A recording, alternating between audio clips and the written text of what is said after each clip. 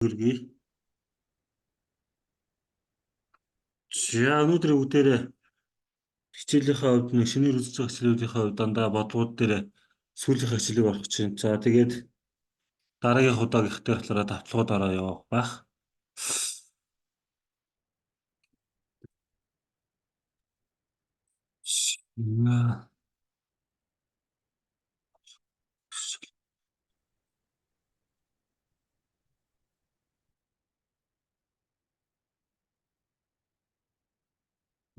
Яа, өнөөдөр цөөхөн хэдэн бодлогууд дээр ярилцсанаа нэг таадаг залхаахгүй. Тэгээд дээрэс нь дандаа энэ дээр бодолтуудыг нь дандаа оруулаад өгсөн байгаа. Оролцсон бодолтууд дээр бүгдээрээ ярилцаад явчихнаа.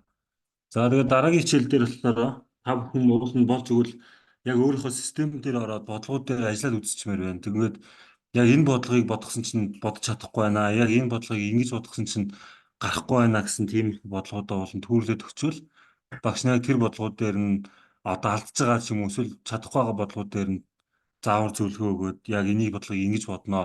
Энэ бодлогыг ингэж бодглохоор ингэж хариу гардаг. Энэ дээр нь ингэж алдахгүй байх хэрэгтэй гэсэн талаас нь заавар зөвлөгөө өгөө бол амархан байдаг. За өнөөдрийн хувьд болохоор цөөхөдөн бодлогуудыг шууд ажиллаа явчаа. За эхнийх нь болохоор асуултын нэмгийн оронд тохиролтойг олоорой гэдэг дарааллын зүй тогтол олдог тоо байна да. За энэ дээр болохоор 22, 21, 19, 16 гэх мэтлэнгээр үргэлж яваа сүүлийн тоог нь болохоор байсан байна. За энэ болохоор бодолд нь шууд багш нэгэ оруулж өгч гисэн байна энэ дээр. За ингээ нэгээр өссөн тоогоор хасахад ялгуур нь дараагийн тоогоо зааж дгаа гэдэг нэгээр өссөн тоог хасчих гэж юм. За эхлээд болохоор нэгийг хасаад дараад нь нэг дээр дахиад нэг нэмж байгаа тасаад дахиад дараагийнх дээр болохоор ингээд хасаа явна гэдэг чинь 3-ыг хасаад ингээд 4-ыг хасаад 5-ыг хасаад гээ явна гэсэн үг. Нэг нэгээр өссөн тоогоор ингээд хасаа явна гэсэн үг. За тэгвэл 16 дээр болохоор энэ дээр 1-ийг хасаад 2-ыг хасаа 3-ыг хасаа учраас одоо 4-ийг хасна гэдэг хариу нь 12. 16-аас хассан тэгээд энэ дээр 4-ийг гээд 12-гээ гарч байгаа шүү. Бодолт маань энд байна. За дараах нь муу адилхан байна. За зүй тогтол олдог тоо байна дарааллынх нь. За энэ дээр 5-аар нэмэгдсэн дараалал байна гэж чинь. Энэ дээр болохоор 5-5-аар ингээд нэмэгдэж байгаа дарааллууд байгаа явчихна гэж чинь. За тийм учраас яг энэ дунд байгаа тоог олгож байгаа учраас 17 дээр 5-ыг нэмээд бас дахиад 5-ыг нэмэхэд л 27 гарна гэдэг нь ойлгомжтой болсон учраас 17 дээр 5 нэмээд 22 гэж шууд хариу маань гарч байна гэсэн үг. За саяны болохоор дарааллын зүй тогтол дээрээс ганц 2 тоонуудыг алддаг байж магадгүй гэсэн үднээс ганц 2 хаан зүй тогтол оруулаад шууд өгчөж байгаа шүү. Одоо бүгдээрээ одоо яг нэг хамгийн их одоо нөгөө шалгалтууд дээр орж ирдэг тэр хүснэгтэн тоо мэдээлэлтэй ажилтдаг өгдлийн ерөнхий дүн шинжилгээний бодлогоудаас хэвчлэн оруулсан байгаа. За бүгдээрээ энэ бодлогууд дээр ажиллаа явна. 2016 он Москва болон Москва орчмын хотын ажилгүйдлийн мэдээг салбар бүрээр хүснэгтээр харуулжээ. 2016 онд аль салбарт ажилгүйдлийн түвшин энэ хотуудад хамгийн бага байсан бэ гэдгийг нь олно гэж. За энэ ажилгүйдлийн түвшингүүдээс одоо энэ аль одоо тийм ээ Москва болон Москва орчмын хотуудад ажилгүйдлийн түвшин хамгийн бага хувьтай байсан бэ гэдгийг олохын тулд шууд энэ дэр ирэхлээр шууд хувьдыг нэмээд харьцуул явуулсан. За эрүүл мэндийн салбар гэдэг юм бол 4% нь 297% гээд бодоод үзэнгүүт 697% гэсэн хариутай. За аялал жуулчлал гэдэг дараах нь бодлоо 4.409 гүгэд нь 889. За тэгээд эндээс дараах нь мэдээллийн технологийн бодсон байна. 8.7 204 гэдэг 2% нэмсэн. 10.74 гэсэн хувь гарсан байна. Ингээд бүх хувьудаа ингээд яг харалтаагаар нэмээ явахад барилгын салбар дээр хамгийн бага буюу 3.8 харагдаж байна. Бусдын дээр 7.47, 10.74, 889, 697 гэдэг дандаа дээшээгээ байна тийм ээ. 3.8 барилгын салбарт хамгийн бага нь байна гэдэг зөв хариунд барилга гэдээ орцсон байна. Энэ дээр болохоор шууд бусдыг яага бодоогүй байна. Бодоогүй гэвэл энэ чинь бусдууд шууд 87.7 дээр 74.2 гээд бүр амар өндөр хувь нэмж байгаа учраас энэ дээр шаардлага багс. Москва орчмын хотууд талаараа энэ хувьд нийлбэр нь 100%. Москвагийн орчим болохоор энэ хувьд нийлбэр нь 100% гээд ингээд тус тусад нь байжснаас бол шууд харалтаа яг ижлэхэн салбаруудын хувьдыг хооронд нэмээд хамгийн бага нь болчихсон байгаа шүү. За дараах нь за шатхуун түгээх станц нэг бүрийн өнгөрсөн жилийн шатхуун борлуулалтын дунд шатлал нь хэдвэ гэдгийг нь олно гэж. За энэ талаараа Орсын улбаны шатхуун түгээх станцын тоо компаниудаар нь энэ Шаа дараа дуу амар сул ах юм.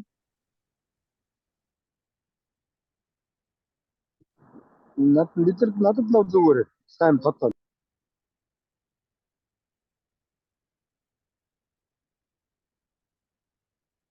за багш энэ дээр дууг нь ахаад нэмээд үзье. Зүгээр өөрсдөө хөрөмжлөлөөр үзсэн дээрээ тод бай. За. Аа гай дууг нь тод.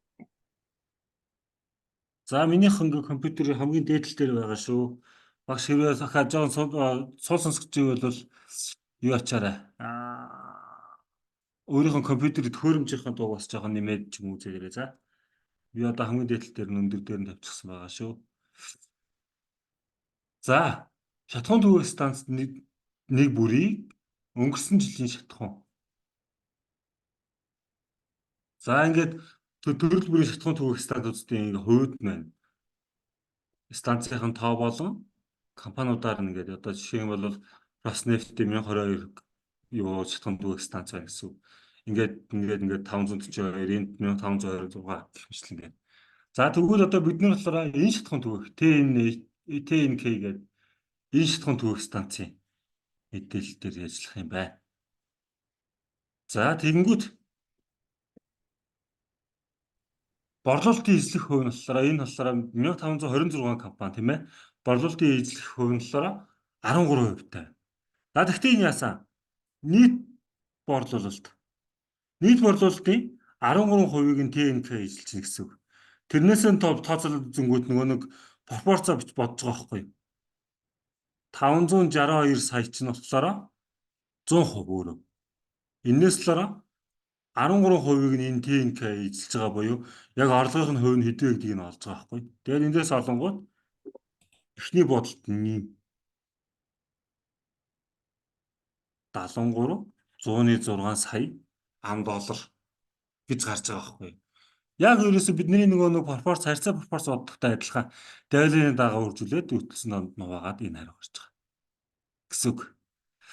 За тэгэнгүүтээ борлуулалтын дундаж орлогыг олох гэж байгаа байхгүй. За тэгэнгүүт болохоор ийм тооны компани байна гэсэн үг.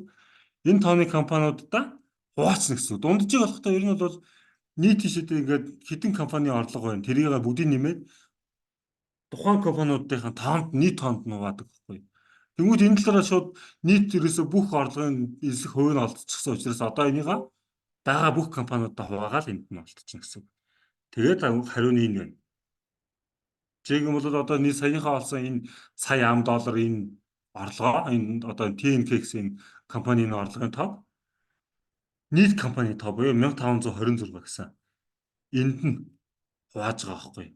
За хуваангууд нь гээд гарч ирээд зөв хариу маань энтэй байна гэсэн.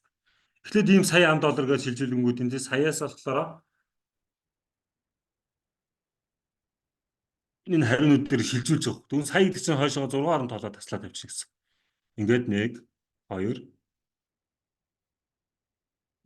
1 2 3 4 5 6 орн гэдэг энд тасалж байгаа. За тэгээд үүнд хариу гарч ийна гэсэн үг шүү. За энэ хөдөлгөөний бодлогод байсан байна. За дараагийн бодлого руу явъя. За 1 тонн коксын самрын импортлогч орон дах үн үйлдвэрлэгч орныхоос хэрэг байх вэ? За энэ талаараа импортлогч орон худалдсан үнэ нь байна. Энэ талаараа үйлдвэрлэгч орны үн. За энэ талаараа импортын хэмжээ байдаг. За тэгэхээр бид нэр ерөөсөө хэрэгтэй юм коксын самар буюу кокс гэдэг энэ хэсгийг. Тэгвэл ерөөсөө бүгдээрээ энэ мөр баган дээр л ажиллана гэсэн. За тэгэнгүүт импортын хэмжээ бол 25 тонн. Оруулж ирж байгаа тонн 25 гэсэн. За тэгэнгүүт үйлдвэрлэгч оронд худалдаж байгаа үн нь. Тэгэхээр үйлдвэрлэгч оронд ийм байгаад энийг бид нар талаараа үйлдвэрлэгчнээс нийт үнийх үнэнээ 25 тоннд хуваангууд үйлдвэрлэгч оронд нийт нэг тоннд нь Яг Cox-ийн самрыг одоо хэдэн доллараар худалддаг вэ гэдэг энэ дээр гарч ирж байна. $3,000 гэдээ гараад ирсэн байна. За энэ сар үйлдвэрлэгч аа. Энд дээр хэмдэглэчий. Үйлдвэрлэгч. Аа.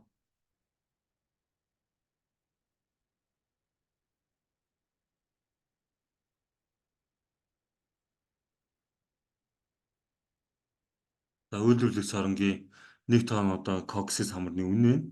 За тэнгууд бид импортлогч оронд худалдах зүйлсний үнээсээ үнийгээ бас орж ирсэн тооноор бодоод үзэнгүүт импортлогч оронд болохоор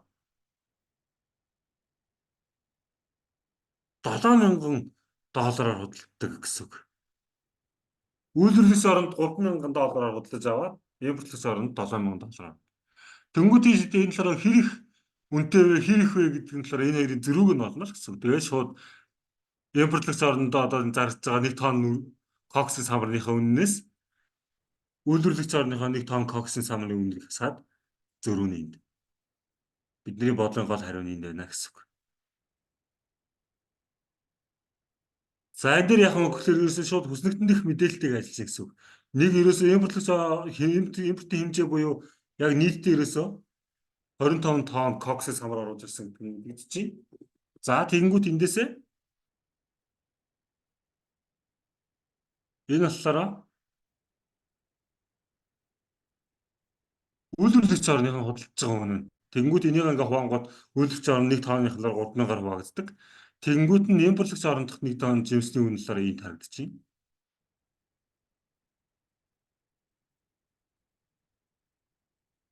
За тэгээд энийг мэдээж ойлгомжтой зөрүүг нь олоод гарч ичнэ гэсэн үг.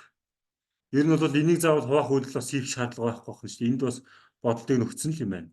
Энд дээр багш илүү хийсэн лээ. За дараагийн бодлого руу явъя. Өнөөдөр ерөөхдөө цөөхөн бодлого төрүүлж авсаа. Цөөхөн бодлого дээр ер нь жоох эрчимтэй яваад тэгээд хөвчлэн та бүхнээс дандаа асуулт маркаар. Ер нь бол иймэрхүү төрлийн бодлогоодаас ямархуу төрлийн бодлогод нь алдаж байна. Ямархуу төрлийн бодлого дээр илүү их жоох эвгүй санагдаж байна. Ойлгомжгүй үлдэж байна гэдэг талаас нь ярилцаад явна өнөөдрийг чихээр. За дараагийн бодлого. Хос гутал $400 үнэтэй бөгөөд хямдралын үеэр $320 болжээ. Хэдэн үе хямдарсан бэ? Гэж бодлого байна.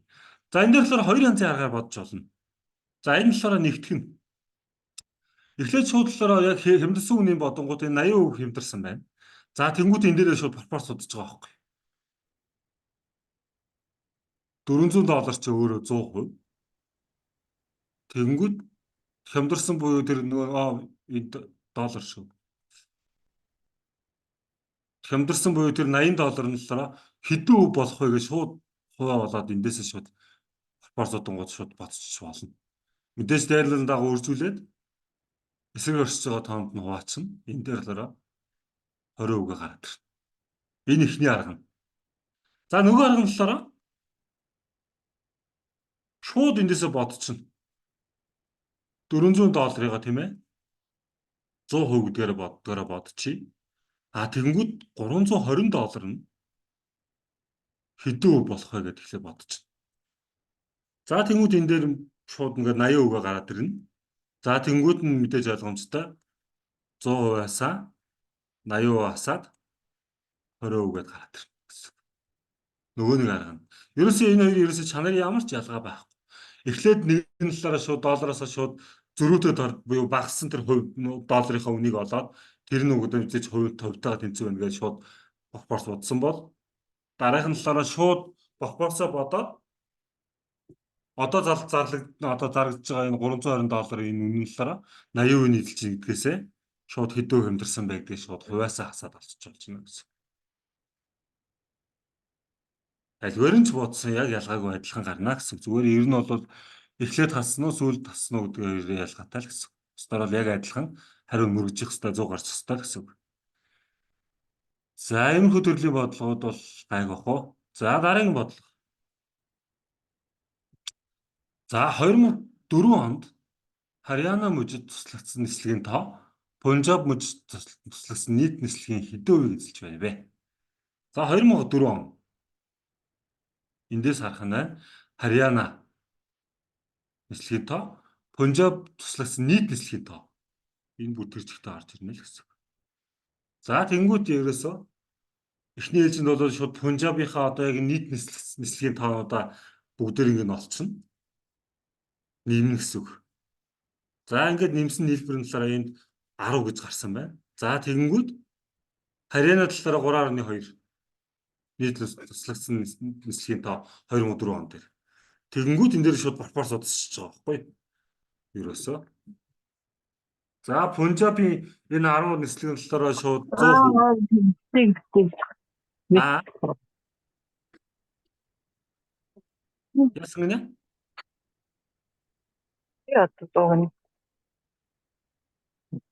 Яасан гинэ?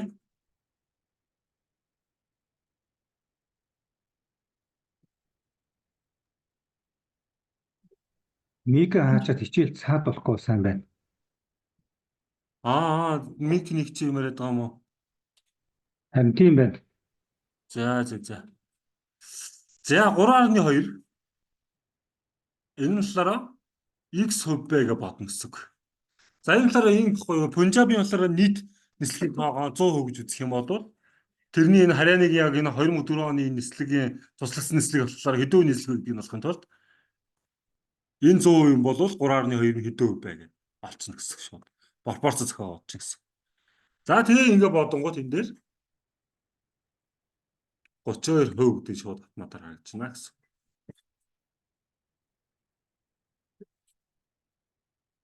За энэ бодлогоо өгөрөөсөө энэ нөгөө өгдлийг уншаал. Тэгээд эндээсээ хүснэгдэн мэдээлэл дээр шууд ажиллаж байна гэсэн үг. Хүснэгдээсээ хэрэгтэй мэдээллүүдээр хийж аваад шууд үйлдэл хийж үзэж байна гэсэн үг шүү. За тэгээд мэдээж ойлгомжтой энэ сүүлийн пропорц бодож байгаа хэсэг чинь энэ. Ийм үйлдэл хийж үздэг нэ. Пропорцоо бол хэдүүлээ өмнөхийн хичээл дээр үзчихсэн тийм ээ. Даниэлын дагуу үржүүлээд эсрэг ирж байгаа таанд нугаа чинь. Энэ хоёрыг үржүүлэнгүүт нь 300 гэж гарна 10 тугаал 32 гэж гараад ирэх гэсэн. За дараагийн бодлого. За 7 сард А голын төвшин 20%-аар буурсан бол А голын усны төвшин хэд байх вэ? 7 сар. Тийм ээ. За 7 сар дүнгэд нь А гол гэдэг чинь өөрөө энэ цэнхэр байх нь шүү дээ. 205 байна. За тэгэл энийгээ хэдүүлээ бүгдээрээ муу адилхан пропорц хагаад бодчих болох байхгүй ерөөсөө. За тэгэл мэдээж ойлгомжтой 205 чинь 100% юм бол 20% нөө буурсан юу болгож байгаа тийм ээ. Хэдвэ гэдгийг олчихно гэсэн. За мэдээж ойлгомжтой дээлэн дагуу үржүүлээд эсрэг төрчих байгаа таанд нь хуваацнаа л гэсэн. За тэнгууд эндээс болохоор 20% нь болохоор 41 гэдээ олдчихъя. За тэнгууд мэдээж ойлгомжтой хэд байх вэ гэдгийг нь олгож байгаа шүү. Одоо А голын төвшин хэд болсныг олгож байгаа. Тэгвэл 205 байсан юм чинь 41-ээр буурсан гэсэн. Тэгэхээр 164 метр болно л гэсэн. Ингээд энэ бодлогын маань харин. Энэ бодлого маань энэ байна. За яг энэ болохоор нөгөө пропорцоо арай нэг хэлбэр аргаар бодож байгаа бодолт нь энэ шүү. 100-ны 20% гэдгээ бодонгуудаа шууд 10.2 гэж шууд практик гэсэн.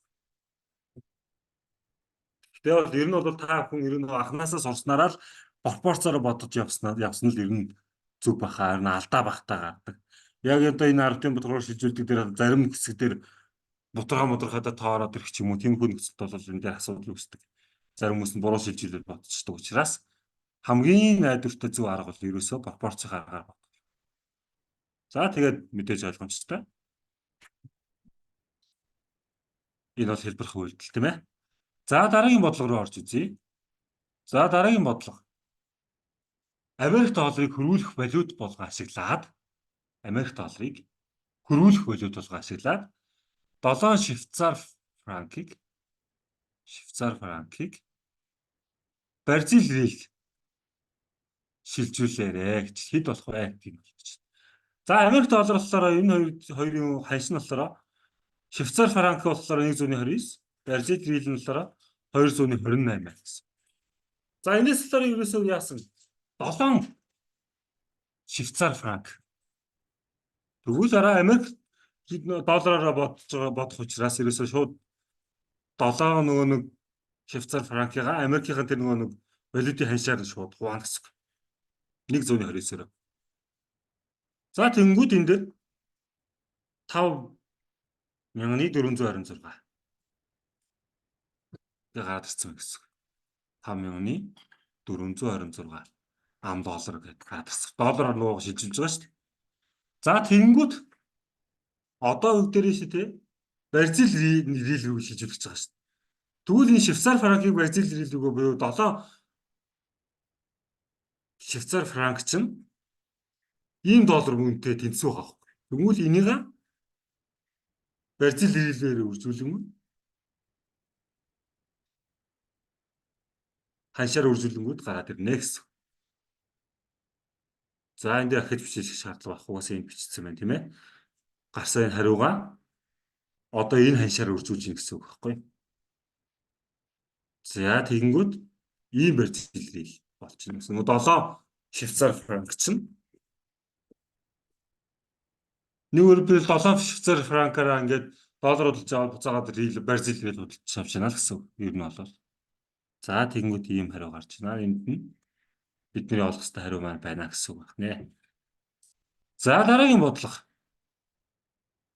За ажил ба эрүүл мэндийн харилцаа. За эмчийн акттай буюу өвчтөе ажилчдыг хугацаа тус бүрээр харьцуулсан хувь хэмжээний хүснэгтэй танилцсан уу? За нийт дүнтэй харьцуулахад санхүүгийн салбарт аль саруудад хамгийн олон хүн өвчлсөн бэ? За энэ санхүүгийн саруудаа ингээ хуваагаад авчихсан байна. За тэнгуүтээ ингээ барилга мэдээллийн төлөө төрөөд алдмал гэдэг бүгдийг ингээ тус тусд бодчихсон байна. За тэгэнгүүт эмчийн актаа буюу өвчтөе ажилчдыг хугацаа тусгаар харьцуулсан хувьчид танилцаа. Тэгмүүдээ нийт дүнтэй харьцуулахад санхүүгийн салбар гэж байна шүү. За дээрээ санхүүгийн салбараа тэмдэглээд авъя. Энэ багнан дээр ашиглагдана гэсэн. Санхүүгийн салбарт аль саруудад хамгийн олон хүн өвчлсөн бэ? За санхүүгийн сарынхаа нөгөө нэг хувьд нь энэ дээр шууд харагдаж байна. Энэ дээр бодол их шаардлага байхгүй. Шууд харагдаж байна гэж шүү. Хамгийн өндөр хувьтай сар бол ерөөсөө энд харагдаж шүү. 6.5 энэ баг болчих тийм ээ. Энэ бол доошоогоо 7.2-оос доошоогоо дандаа. Энэ хамгийн дээдлэлт нь энэ дараад нь энэ ингээд явна гэсэн. Тэгвэл хамгийн дээдлэлт нь 3-аас 4 сар буюу 7.2 хувьтай гэдэг. Энээр бол бодол шаардлага байхгүй бодлого байна. Тэгээ шууд ерөөсөө харьцуулсан шууд сар болгон дээрх шууд хувийн түүж аваад хамгийн өндөр хувийг нь сонгож аваад болчих юм байна. Энэ дээр бол бодол шаардлага байхгүй. За дараагийнх нь явъя. За графикт 2010 ба 15 онуудад нэгэн аймгийн хөдөлмөр халамжийн үйлчлэгээний байгууллагаас хэрэгжүүлдэг хөтөлбөрүүдэд хамрагдсан хүмүүсийн тоог хуваар харуулжээ. За 10 залуучдын хөдөлмөр эрхлэлтийг дэмжих хөтөлбөр. 10 залуучдын хөдөлмөр эрхлэлтийг дэмжих хөтөлбөр. За тэнгуүтэй хамрагдсан хүний тоог ижил өөр ямар хоёр өөр хөтөлбөр байсан бэ? За 10 он дээр зөвхөн ярих учраас энэ 15 оны энэ хөтөлбөрийн график бол хэдэн хэрэггүй болчихно гэсэн. 10 оныхоо хөтөлбөрийн график дээр явна гэсэн. За тэгэнгүүтээ залуучдын хөтөлбөрийг дэмжих хөтөлбөр гэдэг энэ улаанаар тэмцсэн график гэсэн. Тэр нь болохоор 20%. За тэгмүүд эднээс болохоор аль хоёр нь нийлээд 20% болох вэ гэсэн шууд утгаараа. Тэгэнгүүт шууд ингийн харж энэ 25 гэдэг даваа авцсан байна, 35 даваа авцсан байна. Энэ хоёр угаасаа нийлээд 20 болж байна. За тэнгууд нь 11% буюу ногоон нь энэ шүү дээ. Хөгжлийн бэрхшээлтэй иргэдэг дэмжих хөтөлбөр. За тэнгууд нөгөөх нь үдэц ихэр энэ шүү дээ. Хөдөлмөр бэлтгэх хөтөлбөр гэдэг. За энэ дээр муу адилхан бас бодол шаардлага байхгүй. Тэгээд хөгжлийн бэрхшээл иргэд хөдөлмөр бэлтгэх хөтөлбөр. Тэгээд зөв хариу нь энэ дээр шууд гарч ирж байна. Энэ дээр бол шууд бодолтойгоо бодол шаардлага байхгүй шууд одоо тарцахаар боломж байна гэсэн. График уншаа шууд энэ дээр харж ирсэн. Хөдөлгөөн шууд яг одоо энтэй тэмцэрлэхийн тулд энэ хоёрын нийлбэрийг олж байна л гэсэн. Тэгэнгүүт ерөөсөө шууд гарч иж байна гэсэн. За энэ хэлбэрхүү учраас дараагийнх руу шууд явлаа. За хувийн болон улсын их дээд сургуулиудын оюутнуудын ажил эрхлэлтийн байдлыг харуулжээ. Хувийн болон улсын ажил эрхлэлтийн байдлыг харуулжээ. За аль бүлэгт ажилгүй оюутны түвшин хамгийн өндөр байсан бэ? Аль бүлэгт гэдэг нь за ер нь бол ингээ хососоор нь авч харна гэсэн. Энэ гэ дөрвөн бүлэг хадна шүү. Энэ дээр угаас хариун дээр хүртэл байна тийм ээ. 90 оны тийм ээ. Хувийн сургууль, 90 оны улсын сургууль, тэнгуүтэ 2000 оны хувийн, 2000 оны улсын гэдэг тус тусд бодно гэсэн. За энийг яаж болох вэ гэдэг дээр шууд энэ дээр шууд багш шууд бодолт хийгээд өгчээ. Эхлээд нийт оюутнуудын тоог олно. 1475 ажил эрхлэлт тоон дээр 90 оны хувийнх дээр явж байгаа шүү. За энэ дээр би дараа нь ард нь хартанд хэлчихье. Ажил эрхлэлт тоо, ажилгүй оюутнуудын тоо хоёрыг нэмжиж энэ нийт оюутнуудын тоо гарч ирнэ. За тэгвэл энийг ингээд нэмэнгүүт 1600 9-ээр нэмээд 6 гэдэг чинь 30 оюутан. За тэгвэл энэ талаараа нийт нь юуны нийт вэ гэхээр 1990-ийн хувийн сургууль нийт нь. За тэгэнгүүтээ хэдэн үеийн нийлж ийн вэ гэдгийг нь одоо олохын тулд пропорцаа зохиогч. 1630-ийн 100% юм бол тийм ээ нийт оюутны. Энэ 155 нь хэдэн үеийн нийлж ийн бэ гэдгээс пропорцаа олгочих юм. Яан дээр багш нь шууд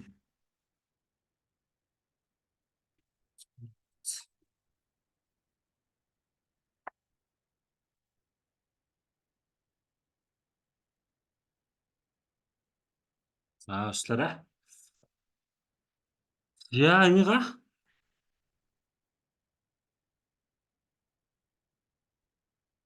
за эндээс болохоор ойролцоогоор 9% гэж гарч байгаа. 9.5%. За яг энэ дээр шууд ингээд бутгаатай биччихье. 9.5%. За гих мэтлэн ингээд нэг бүслэн бодно. За дараахыг нь бодж үзье. 1990 он улсын сургуулийг нь бодж үзье. За тэгэх юм бол 1610 дээрээ 125-ыг нэмэнгүүт 1735. За тэгээд мэдээж пропорцоо бодно. 1735 нь 100% юм бол энэ 125 нь хэдэн хувь бэ? За нэг энэ нөгөө ойролцоогоор нэг 8% гарч илүү 7% гарч илүү. Тэр хавцаа гарах баха. За бодоод үзчихё 125-ыг 100-аар үржүүлээд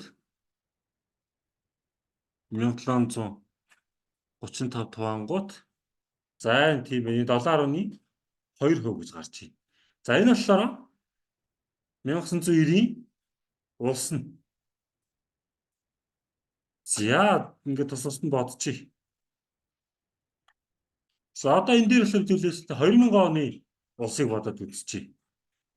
1350 энэ дээр 125-ыг нэмэнгүүт 1475. Энэ талаараа 2000 оны хувь. Үзтээ. За тэгэнгүүт 1475 нь 100% юм бол 125 нь хэд вэ? Гэ бодоод алчна гэсэн. За тэгэнгүүт 1475 дээр бодонгууд энэ дээр 8.5% ойролцоогоор бас л ойролцоо. Энэ дандаа ойролцоогоор тоймлол гаргаад байгаа шүү. Гатаа учраас. За сүүлийг бодоод үзчихье. Одоо 2000 оны улсыг л үлдсэн.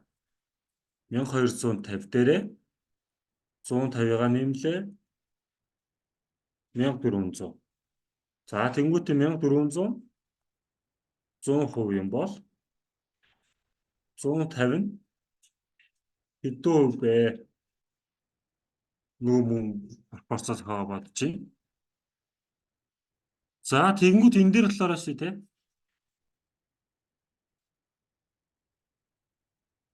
1400-аар хуваагаад 10.7%. Эсвэл ойролцоогоор. За тэгээ ингээ харагдангууд энэ талаараа 2000 оны улс. За ингээ харагдангууд одоо энэ хувьудаас харьцуулаад харангууд хамгийн их хувьтай нь хаана харагдаж байна вэ гэдгийг харуулж байна. Тэгэл бидний хариулцны хариу гаргах юм гэсэн. Хамгийн их хувьтай нь 2000 оны улсын сургуулийн буюу 10.7%. Тэгээд энэ хариу хөлбөр гэсэн. За нэг юм харахаар бодно. Ийм бодлого гарч ирвэл тэгтээ хамгийн гол нь бодлогоодоо бас яг өгдөл нь яг юу гэж нэгдээ маш сайн ойлгож унших нь нэг чухал. Ер нь бол өгүүлбэртэй юм хөө бодлогоор бодлогынхоо өгдлийг маш сайн ойлгож уншиж бодлыг зөв гүйцэтгэх нэ гэсэн үг шүү. За дараагийн бодлого руу хөдөлгөөн орж үзье. За дундаж эсэлтийн хурд аль улсад хамгийн их байсан бэ? Дундаж эсэлтийн хурд гэж байна. За Япон, Герман, Итали, Франц, Америк, Британи. За тэнгуүт хоорондын засгийн эсэлтийн харьцуулт. Дундаж хэмжээ хуваар. Энэ нь бол зүгээр бодлыг шаардлагагүй юм биш үү? Шууд ерөөсөө дундаж эсэлтийн хувь ерөөсөө дундаж хэмжээ өсөлтийг хараа. Өслийн дундаж хэмжээ энэ цагаан оноор л өөрөлдөхөөс биш. Хамгийн их өсөлттэй хувь нь ерөөсөө шууд энэ дээр харагдаж байна. 11%. Хамгийн өндөр нь харагдаж байна. Ингээд шууд эндээс шууд Япон. Энэ дээр бол бодол шаардлага байхгүй. Зүгээр л 6 унших юм байна. Дундчлалын урд аль улсад хамгийн их байсан бэ? Тийм ээ. Тэрээс ерөөсөө шууд энээсээ харж байгаа юм биш. За ингээд өссөн ч гэсэн энэ бол буурсан байна. Энэ бол өссөн ч гэсэндээ багаар өссөн байна. Багаар өссөн байна. Өсөл багаар өссөн байна. Энэ бол бүр өндөр хуваар өссөн биш. Тэгээ хамгийн их нь буюу Япон шууд.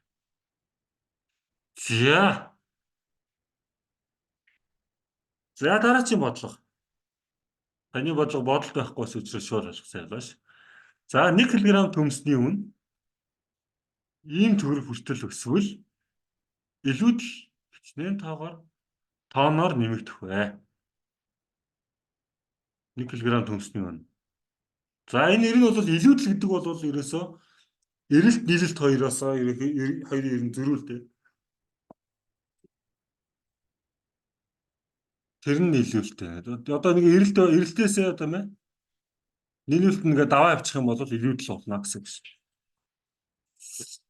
За 1600-аас 2000 төгрөг хүртэл өссөн. За доотлын хоёр баган дээр ярих юм байна. Энэ хоёр багныг харах нь. За тэгэнгүүтээ илүүдэл нь тийм ээ. Шууд бодоо авчих шүү. Тэгэхээр эхний ялгуур тийм ээ. Эхний илүүдэл. За эндээс 530 тонн нийлүүлсэн. Тэгтэл эрэлт нь ерөөсөө 200. Эндээс 330 тонн. Энэ талаараа илүүдэл. За дараачихаас нь 700 байсан. Нийлүүлэлт нь. Тэгсэн чинь эрэлт нь ерөөсөө 100. Нэг үнэн нь ихсэж байгаа учраас энэ эрэлт нь айгүй хямдхан бага болоод байна гэсэн. Багасаад байна гэсэн тийм ээ. За тэнгуүт энэ 600 тонн. Энэ болохоор бас илүүдэл.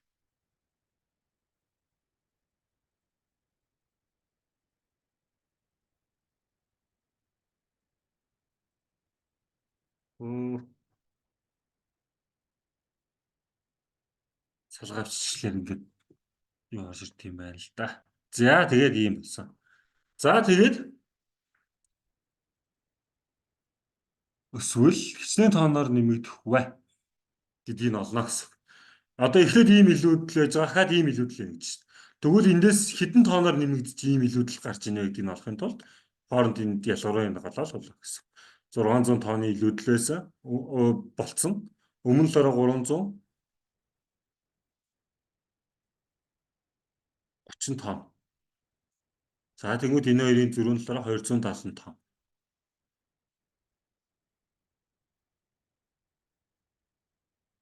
За ингээд ийм тооноор нэмэгдэнэ. 270 тооноор нэмэгдэнэ гэсэн үг байна. За ингээд ийм бодолтой болчихно. Энэ бол хэлбэрхэн бодолтой байна. 1600-аас угаасаа 2000 төгрөг хүртэл гэсэн юм чинь зөвхөн сүүлийн өкснэгтийнхаа сүүлийн энэ хоёр хэсгийг авч үлдээл үзэл тэгээд шууд бодолтой хайчих гэсэн үг. За дараагийн бодлого. За эргэн А. За баримл цуглуул зарж худалдаалж байгаа бөгөөд түүний цуглуулгадаа байгаа баримлын тог доод графаас харж болно. Цуглуулж байгаа юм. За графаас үзэл ямар хугацаанд баримлын тог хамгийн хурдан буурсан бэ? За ингээ өсөж жоод энд буурсан. Ахаа өсөж жоод энд буурсан. Тэгээ өссөн. Тэгвэл буурсан хоёрын чинь халин арай хурдан байсан бэ гэдэг нь. Арай огцон буурсан бэ гэдгийг л олно гэсэн. Энэ бас бодол шаардлага байхгүй. Шууд графикаа уншихад бодлого байна гэсэн шууд. Огцон буурсан байна шүү дээ. Энэ л дараа жоохон нал уял бүр огцон буурлалтай. Тэгээд огцон буурлалтайгаа шууд хугацаа сараар наваад хариулцах бодлого байна. Хамгийн хурдан буурсан бэ гэж байгаа чинь. Огцмыг авч байна гэсэн. Яа, энэ юм бодлого байсан байна. Оо за. За ингээд дуусч байгаа юм байна. Энэ сүүлийн бодлого байна. За сүүлийн бодлого. Нийт 5500 гишүүнтэй колонд 18% нь өөрсдийн бизнесээ хийдэг. 18% нь өөрсдийн бизнесээ хийдэг. Үүний 10% нь эмэгтэйчүүд. За ойлгомжтой. 18% нь 100% бол 10% нь хэдвэ гэж дотроо байна л гэсэн үг юм бол. За дараагийнх нь колонд нийт хүмүүсийн 65% нь төрөл бүрийн байгууллагад ажилладаг ба үүний 40% нь эмэгтэйчүүд ажилладаг. Тус колоны нийт хүмүүсийн 12% нь ажилгүй бөгөөд тэдгээрийн 30% нь эмэгтэйчүүд байдаг.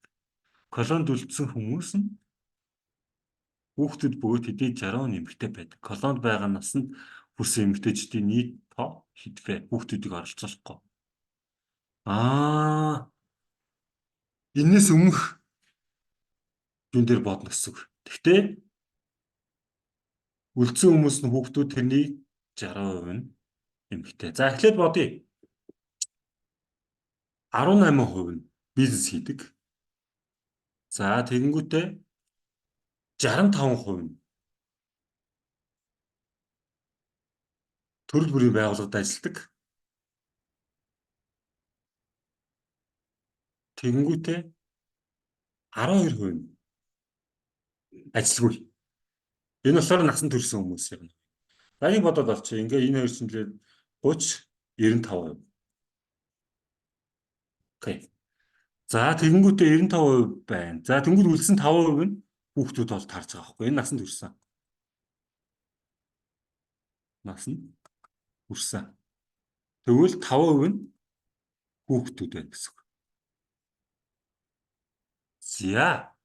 За тэгэнгүүтээ одоо энэ 5500-гийн 18% нь нөгөө бизнес хийдэг. Тэрний 10% нь эмэгтэйчүүд. Одоо ингээд тус нь эмэгтэйчүүд олчихсон бага пропорц бодно л гэсэн үг. За 5500-аа эхлээд 100% гэж үзээд. За энэ бол байнга шилжих учраас энийг ингэ чи шууд 100% хуваачи. Тэнгүүд 1% нь 55 болно гэсэн үг. 1% нь 1% нь 55 хүн авдаж байна гэсэн үг. За тэгвэл 18%. 18% гэдэг бол 55-аар үржүүлээд за 18-ыг үрждэг нь 55 902. За энэ болохоор бизнес хийдэг.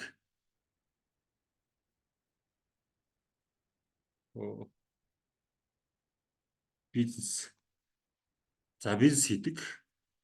За тэгвэл энэний одоо нэг эмэгтэйчүүдийн болохын тулд 990 нь 100% бол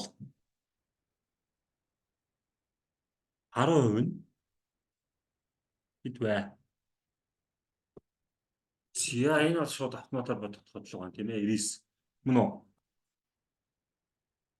Энд бол 99 нь эмэгтэй. За энэ талаараа бизнес гэж чи би ингэ төвчлээд за тэгээд цааш үргэлжлүүлнэ. За одоо шүү дээ 65% нь Тэгэхээр 55 үржүүлэхээр 3575-ын төрөл бүрийн салбарт ажилладаг нь. За энэ дээр биш үү те?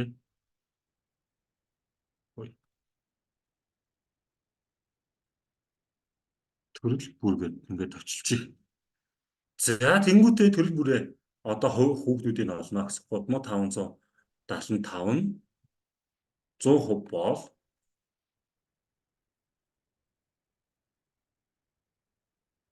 40% нь эмэгтэй эзэлдэг. За энэ пропорцыг бол заавалч бодно. За энэ үрждэг нь 40%-аар үржүүлээд гарсан хариуг нь 100 1430 1430 нь эмэгтэй. За энэ дахиад би энэ тэнгуүтэй төрөл бүр явчихъя. Дараа нь эднийгээ бүгдээр ингэ хэдүүлээ төөж нэмчихвэн шүү дээ. За тэгэнгүүт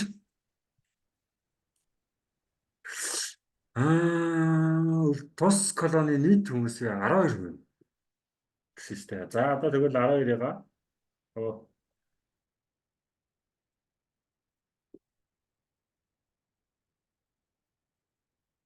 55 үржүүлэнгүүт 630 660. За энэ болохоор ажилгүй.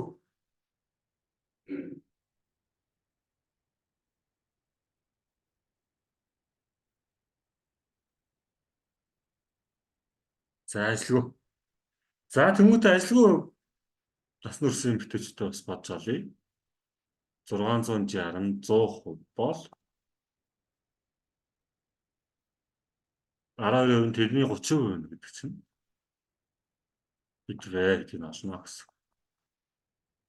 За 660-ыг 30-аар үржүүлээд 100 тоогоо 198. 198. За энэ талаараа ажилгүй.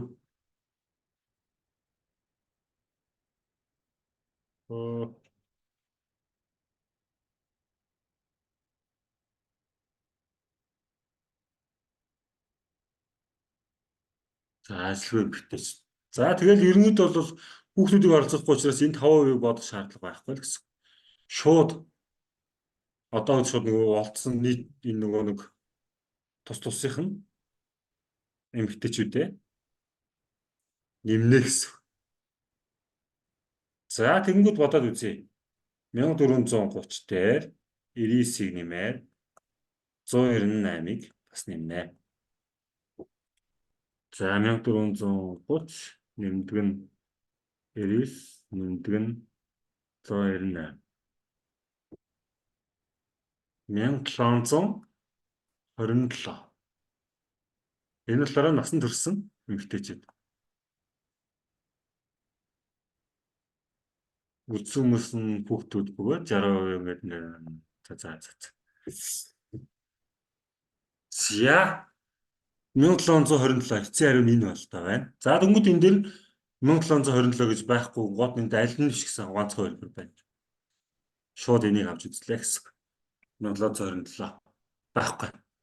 Энэ дандаа 3400 3000 хэдэн цуг явчих. За ийм бүрдлага байжээ. За өнөөдрийн бодлого ингээд үгээр өндөрлж байна. За та бүхэнд одоо асуух бодлогууд ямар бодлого байна? Ямар хөө төрлийн бодлогууд нь энд явсан бэ? Саяхан нөгөө өмнөх хичээл дээрээс та бүхний ирсэн саналын дагуу болохоор шууд бодлыг ингээ хийцэн баймаар байна гэсэн саналын дагуу ингээ бодлыг хийцэн байгаад шууд бэлэн хийцэн бодлон дээр ганц хоёр тайлбар нөгөө пропорц зохиох хаана яадсан гэж олж байгаа яагаад ингэж бодогдож байгаа гэдэг талаас нь тайлбарыг хийгээд явчихсан байгаа шүү. Сая цөөхөд бодогдгүйгээд. Одоо та бүхэнд харин яг ийм бодлогыг орж ирвэл бодож чадахгүй байна. Энэ дээр яаж бодох вэ гэдэг тийм асуух зүйл байна. Тэгвэл манайхан шууд чөлөөтэй асуугаад яг ийм бодлого ороод ирвэл бодож чадахгүй байна. Энийг нь яаж бодох вэ гэдэг талаас нь манайхан асуугаад яваарай.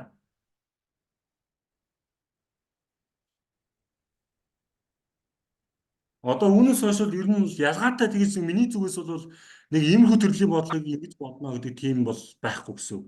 Одоо та бүхэн яг ийм бодлогыг бодох аргыг нь бүгдийг яг төрлийг нь үзчихсэн учраас одоо яг ийм бодлого орж ирвэл би яг нөгөө боддог аргаар бодох гэсэн чинь ингэж байна.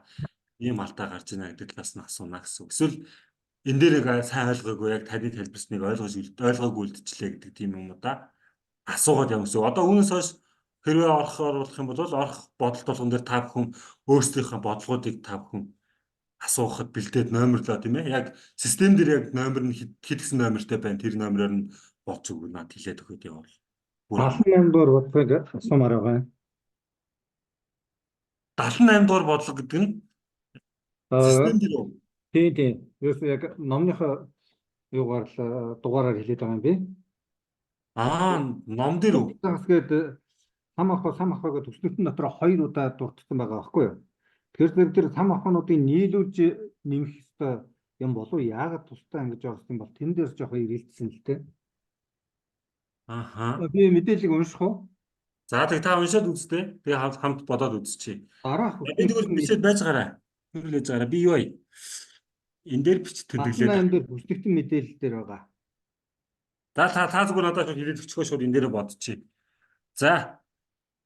Дараах уншаад бүслэгтэн мэдээлэлд дүүн шинжилгээ хийж асуудалд хариулна уу гэж. За. Импортоор оруулж ирсэн худ загас ба сам хохойг ресторануудад хичнээн тооныг ашигласан бэ. Энэ өмнөх хичээл дээр нөгөө зааж гисэн бодлого да. Мөн үү? Би өмнөх дээр байгааг болохоор мэдэхгүй л байна нөгөө улсуудын Хятад, Канада, Нидерланд, Норвег. Мөн яг мөн.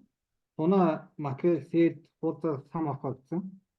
Мөн өмнөх хичээл дээр орсон бодлого болоо явчлаа. Тийм үү? Тийм. За байж гараа. Би надад зүйл байгаа сам хохой 2 дахиад орсон байгаа байхгүй юу? За би яг харж байгаа би яг наад бодлогыг чинь тайлбарлаа. Тэгээ наад чинь нэг өмнөх бодлогон дээр байсан бодлого байна шүү. Нэг сам хохойг хүмсний бүсдэгт нь 2 дахиад орчоор зэрэг. Үгүй гэхдээ тэр доотлын 2 чинь давхардсан байсан да. Яг адилхан тэгвэл давхардаал оруулсан байсан. Тийм 79 бас яг адилхан. Тэгээ тэр бүсдэгтийн мэдээллийн тэр доотлын тэр мөрийг нь зүгээр шууд алгасаа бодчихоо тэр хамаахгүй. Яг өмнөх хичээл дээр орсон бодлого байна гэсэн. Нэг тэр доотлынхын тэр бүснэгтэн болохоор 2 өвлөгдөд ороод ирчихсэн байсан. Тэгээд энэ доотлын хамгийн тэр мөрөн буюу тэр сам хорхоотой энэ мөрийг алгасаараа гэж бодож исэн бодлого байхгүй юу? Тийм үү? Яг мөн байна. Тэгвэл лайв хичээл дээрээс хайгаад авчиж болох юм те 4 жил лайв хичээл орсон яг тэгж болно гэсэн үг. Яг зөв. Би тэн дээр хайж олоо ойлголоо. Баярлалаа. За өөр яаж манайхаа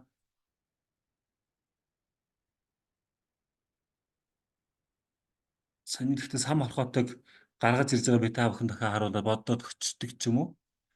Тэр оронд та бүхэн бодлогоудаас ахаа асуух юм байна уу?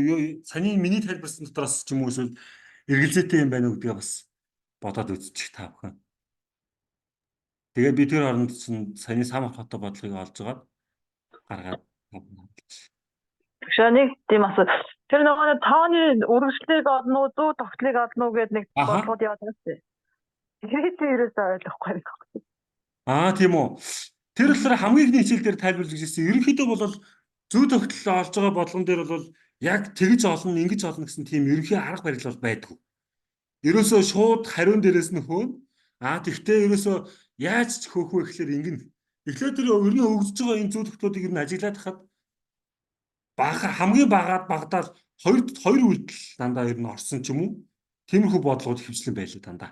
Жишээ нь бол нэмээд үржүүлдэг ч юм уу эсвэл хасаад хуваадаг ч юм уу тийм ээ. Ер нь нэг тиймэрхүү байдлаар. Аль эсвэл дандаа тооны зэргүүд байсан нөгөө тооны квадрат зэргүүд тийм ээ. Квадрат зэрэг гэдэг бол тухайн тоог өөрийг нь өөрт нь үржүүлсэн үржүүлэг. Өөрийг нь хоёр төржүүлдэг биш ч юу. Өөрийг нь өөрт нь үржүүлдэг үржүүлэх гэсэн. Одоо шин бол 5-ын квадрат зэрэг гэх юм бол 5-ыг 5-аар үржүүлнэ гэсэн. Тиймэрхүү зүү тогтлууд байсан. Тэгээ та бүхэн ерөнхийдөө зүү тогтолтой бодлого орж ирэх юм бол хамгийн ихний алхам яах вэ гэхээр шүү дээ. Зүү тогтлын тоонууд хоорондоо хэдээр өсөж ийн вэ эсвэл хэдээр буурж ийн гэдгийг харна. За тэгээд яг тэргүүрээ давтагдаад явах боломжгүй байх юм бол 2 болон түүнээс дээш үйлдэл орсон гэсэн. Ер нь бол дандаа 2 үйлдэл байлээ. Тэгж 3 мөрөв 4 мөрөв үйлдэл олон үйлдэл орсон бодлого байхгүй байлаа. Тэгэд 2 үйлдэлээр нь бодоод үзээд барахгүй байх юм бол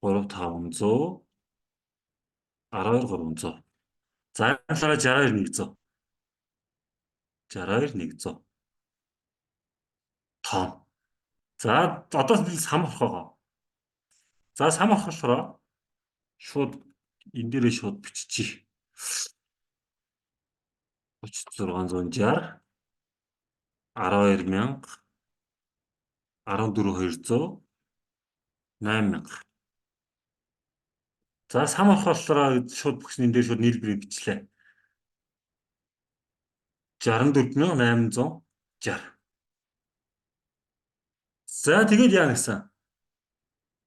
Бичний тооныг нь ашигласныг нь олгож байгаа шүү дээ эндээс. Тэнгүүд одоо нөгөө нийт оруулж ирсэн, импортоор оруулж ирсэн энэ хорхооныхоо хулд загсныхаа сам орхоо хоёрынхоо хэд хэдэн үеийг нь Ирланд ашигласан бэ гэдэг энэ таригзуусаар шууд тус тусад нь пропорцгоор бодчихно. 62-100 чинь бол 100% оруулж ирсэн бүх тоон. Тэнгүүдээ хулд загснаас 20%-ийг нь Ирланд ашигласан шүү дээ. Тэгээ эндээсээ пропорцгоож бодоод энэ хулд загсны хэдэн тооныг нь ашигласан бэ гэдэг нь дээр гараад ирнэ. За бодчих. 62-100-га 20-оор үржүүлээд 100 хуваачна. 62-100-га 20-оор үржүүлэнгүүт ийм гараад энийга 100 хуваангууд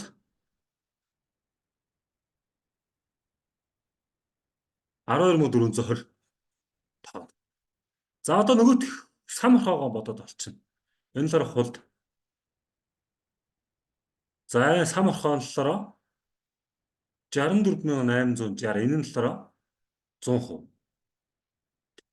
Тэнгүүд энэний 44%-ийг ашигласан гэж. За тэнгүүд 64860-га 44-өөр үржүүлээд 100 хуваангууд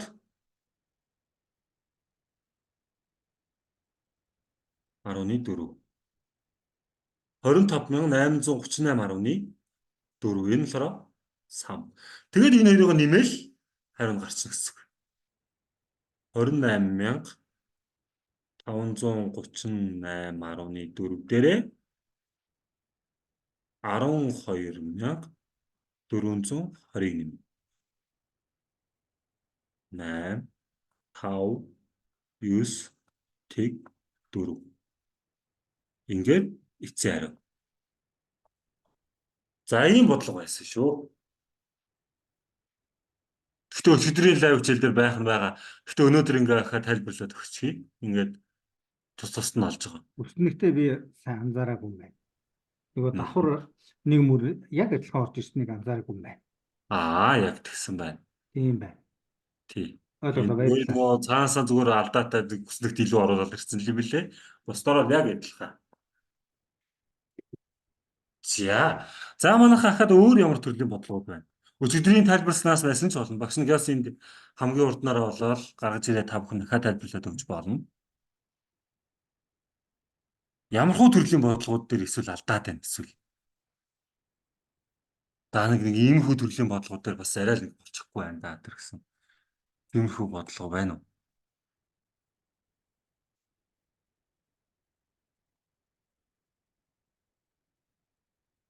Ер нь бол бодлогод дээр ер нь хамгийн гол та бүхний ажиллах ёстой юм юу вэ гэвэл ерөөсөө л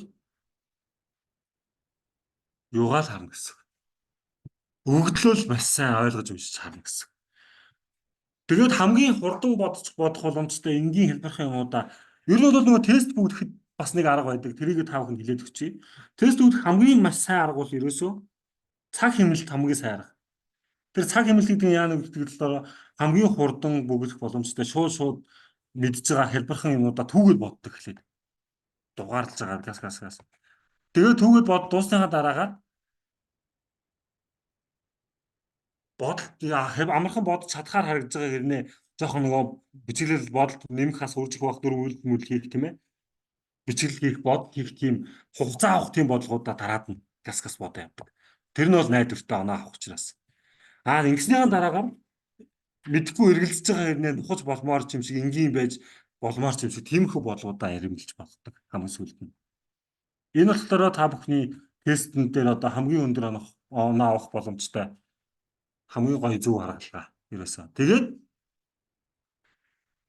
бодолт хийдэг тэр бодлого та бүхэн ерөөс дандаа тест учраас хариуг нь маш сайн хөө.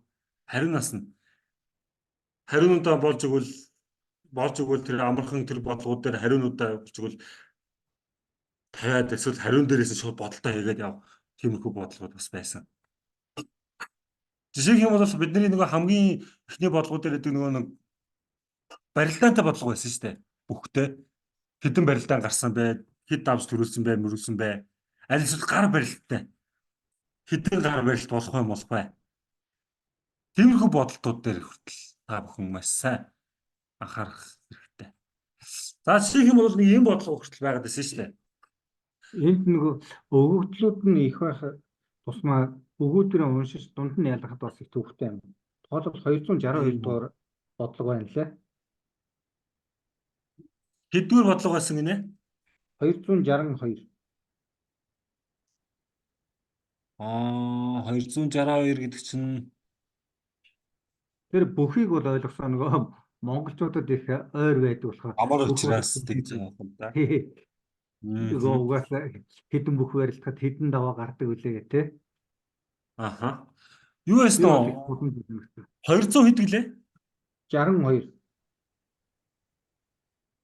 Ямар төрлийн бодлого байсан бэ? Логик байсан уу? Юу байсан бэ? Зурагтай мэдээлэл байгаа. График маяг гэдэг график. Ерөөсөө энэ графиктай яа. Тийм хэвтэй график. Тэгээ энэ дээр болохоор тэр их олон юунууд өгчөд өгөгдлүүдтэй. Тэгээ тэр дундаасаа гаргаад иргээд байгаа байхгүй тий. Тэнд жоохон бас эргэлцсэн. Аха. Ийм бодлогод одоо бодвол орж ирэх л баг та. 262 гэсэн тий? Тий.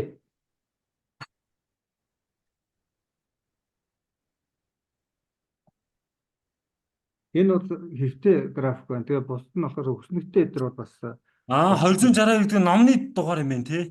тийм ном дээр байгаа 262 дэх бодлого. Энэ нэг номоор ерөөхдөө өгөгдлийн санаж гинөө. би хараа сууж ин л та. Аха, за уншаад өгдөө та надаа. Дараах зургийн мэдээлэл дүн шинжилгээ хийж зөв дүгнэлтийг олно.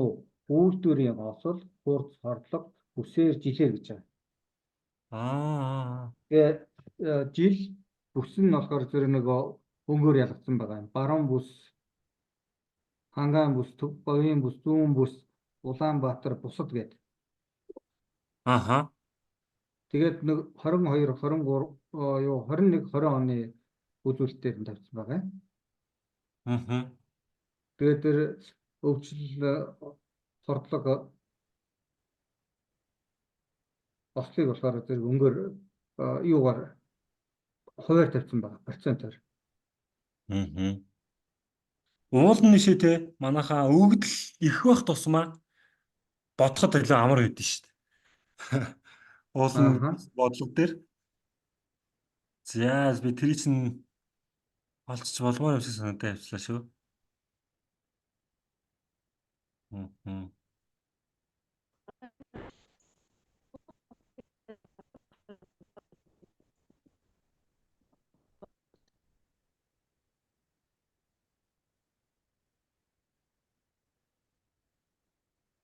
За өөр яаж юм? За танихыг яг хуу хайгаад олцвол багш нь тайлбарлаад бодоод өгье.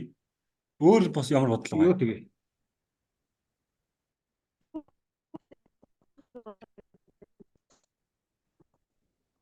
Уул нь өгдөл их байх тусмаа л бодоход илүү гоё амар байдаг да. Өгдөл жоохон дутуу мутуу ер нь дутууд бол мөн мэдээлэлтэй шууд бодох бодлого төр хүчих юм бол ер нь хэцүү яваад байдаг. Өгдөл их байх тусмаа бодлого ер нь амархан байдаг.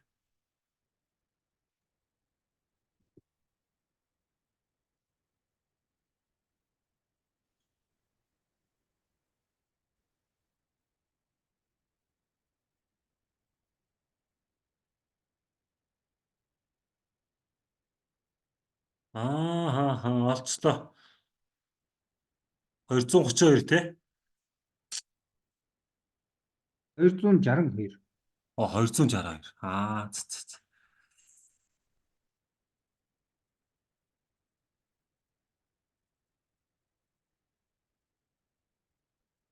За манайха өөр асуух бодлого байвал асууж байгаарай чөлөөтэй. Ер нь та бүхний цаг чинь ингээд явж байгаа. Тэгээд дээрэс нь одоо ингээд ялгаатай бодлогоодыг бүгдийг тайлбарлаад өгчихсөн учраас одоо та бүхнээс ирэх асуултны бодлогууд ч л хэрэгтэй. Одоо саяны хүн шиг ингээд ерөөсөө асуултаа асуух тусмаа ингээд өөрийнхөө хариултуудаа аваад өөрийнхөө эргэлзэж байгаа юмудаа шийдэд яваадах юм бол та бүхэнд илүү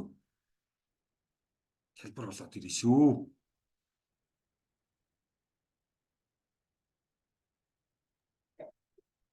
Би сүндлэн нэг юм асууж байгаа. За. Энд хууль эрх зүйн агуулгын өрөөнд дүн шинжилгээ хийхин гэ тестийн хариултууд нь дандаа D байгаа байхгүй юу?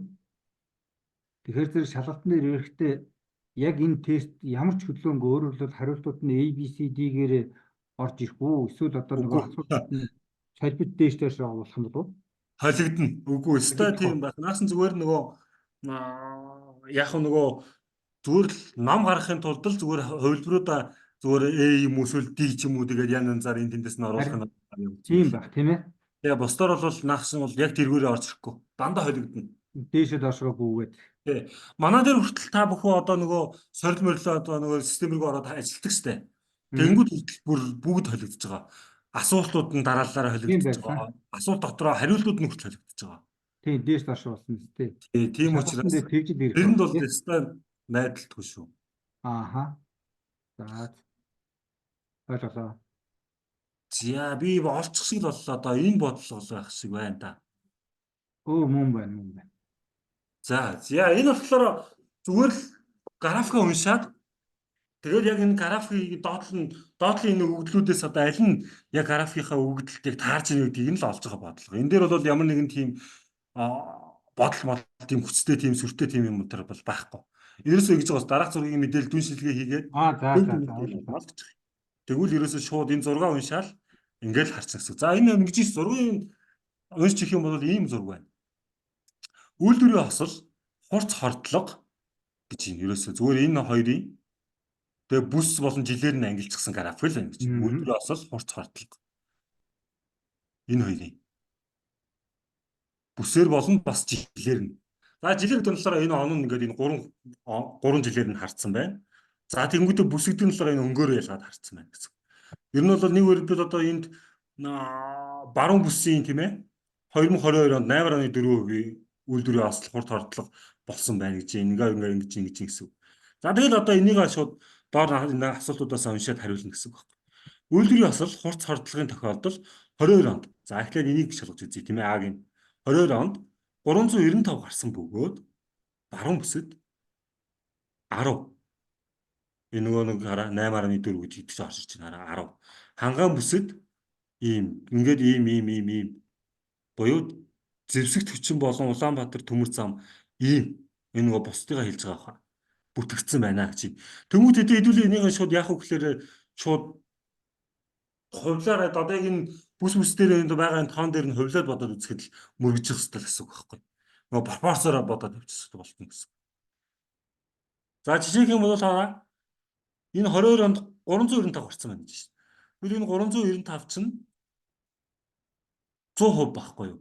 Тэнгүүд энэний ихлээрээ 8.4 нь 10% байж болж чадж байгаа мүү гэл 10 байж чадчихна гэдгийг үзчихин. Эсвэл 10-аараа ингээд бодсон ч болно. Энэ дээр 8.4 гарч ийн гэдэг ингээд мөргөжнө гэдгээ шалгаа явчихна гэсэн үг байхгүй юу? За нэг хуваах нь 395.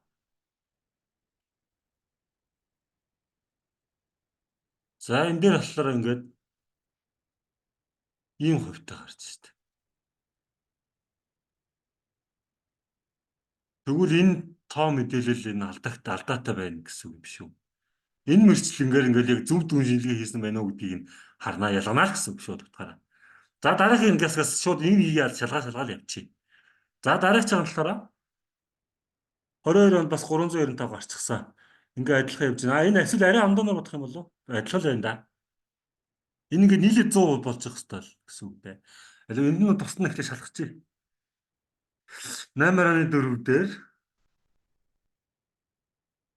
энийг хэлбэр чинь 21.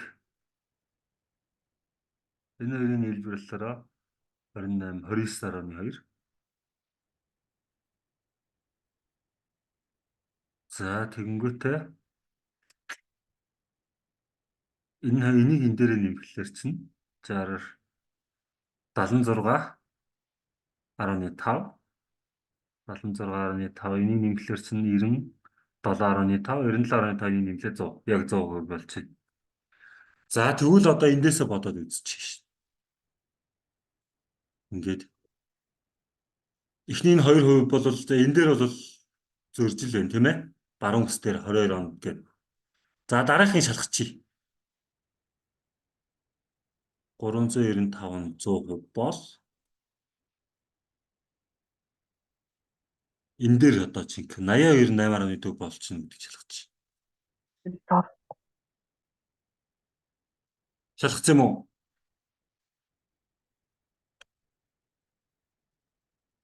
Баах нь 395